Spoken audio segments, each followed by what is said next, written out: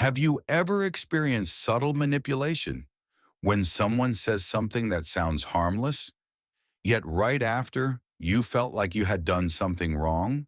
A wave of guilt, weakness, confusion, even though deep down you knew you were just being honest.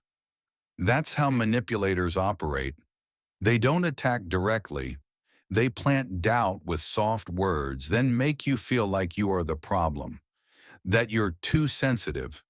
But no, you are not weak. In fact, you're sensing exactly what they don't want you to notice. Stoics understood this thousands of years ago. To keep a clear mind is to keep your freedom. Today, you'll learn 6 phrases commonly used to manipulate people and how to respond to each one with clarity. If this resonates with you, comment, "I protect my clarity." Let's begin. Phrase number 1, "I was just joking." It may sound harmless, but this phrase can actually dismiss real concerns. It makes it seem like you're just being too sensitive about a joke. However, using this phrase is often a way to subtly manipulate and deflect responsibility. Someone says something that hurts you, you react. And instead of taking responsibility, they retreat with one short line. "Relax, I was just joking."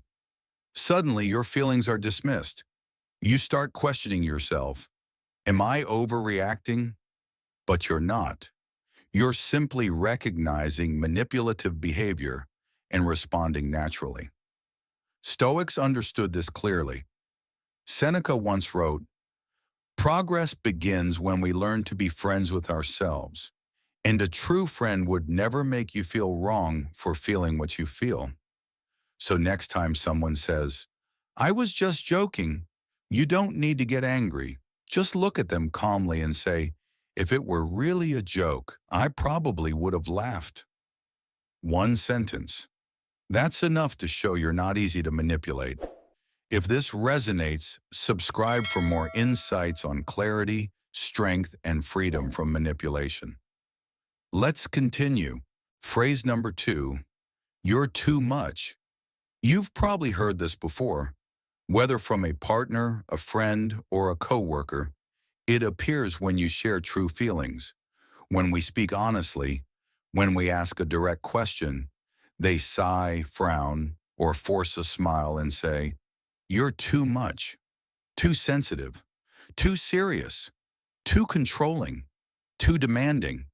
They use the word "too" as a way to silence you, as if we, our personalities, our emotions, are the problem. But here's the truth. You're not too much. It may be that you're simply not easy to influence. People who want you smaller, quieter, and easier to please. There are those who find it difficult to face the truth you share. Marcus Aurelius once wrote, "Don't be ashamed to need help, nor to give it to yourself." Emotions are not a burden. Honesty is not a flaw. Caring deeply is not something you need to apologize for.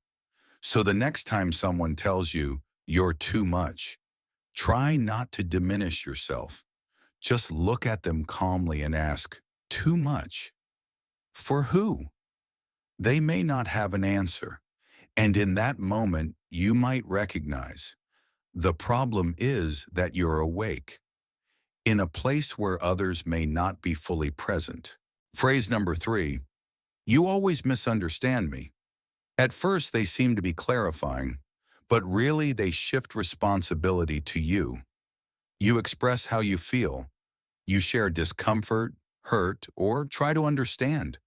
And instead of listening, they respond, "You misunderstood me again." Or worse, "You're always like this." That sentence makes you feel like the problem, as if every feeling you have is just a misinterpretation. Over time, you start doubting yourself. Am I overreacting? Maybe I really am difficult, like they say.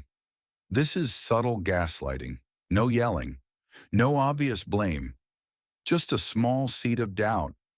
And you do the rest to yourself. But Epictetus reminded us, It's not what happens to you that causes suffering, but how you interpret it.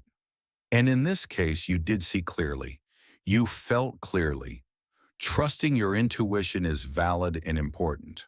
So when someone says you misunderstood me, it's understandable to feel upset, but you don't need to get angry.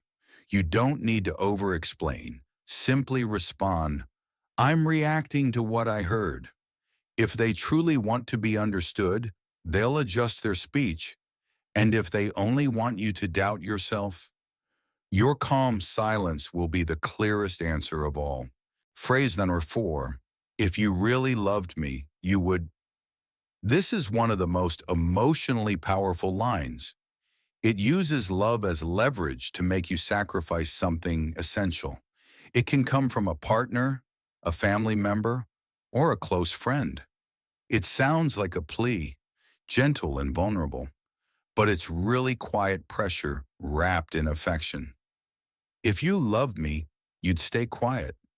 If you really care, you wouldn't question me. If you understood me, you wouldn't need proof. Real love never asks you to abandon yourself. Marcus Aurelius once said, "The best revenge is to be unlike the one who harmed you." And this applies to love as well. Loving someone doesn't mean giving them control over your thoughts, emotions, or truth.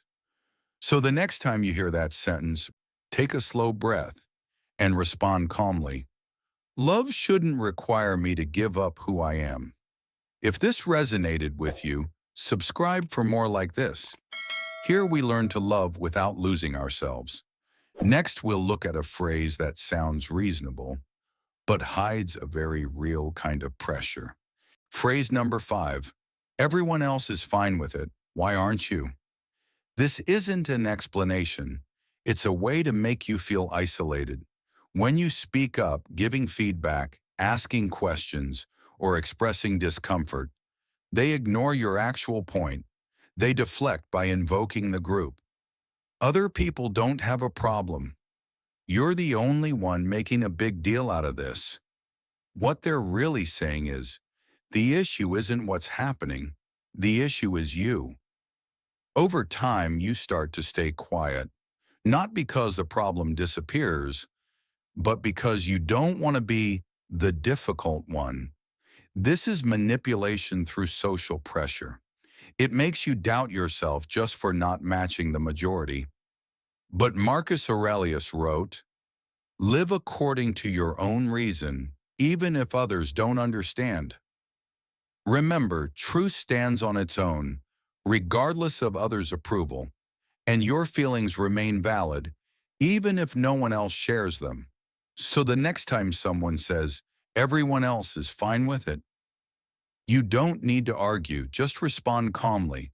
I'm not everyone else. Short, gentle. Still, it's strong enough to guard your boundary. Respect comes from authenticity, not conformity. You only need to be honest with yourself. Phrase number 6. Can you stop making such a big deal out of this? It sounds like they're asking for peace, but most of the time, this phrase isn't about resolving anything. It's an attempt to dodge accountability. You speak up when something feels wrong. You express hurt. You deserve to be understood. You demand to be heard.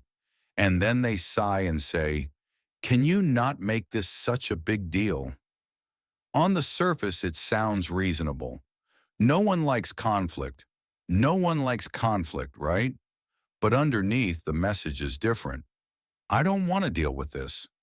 I want you to be quiet.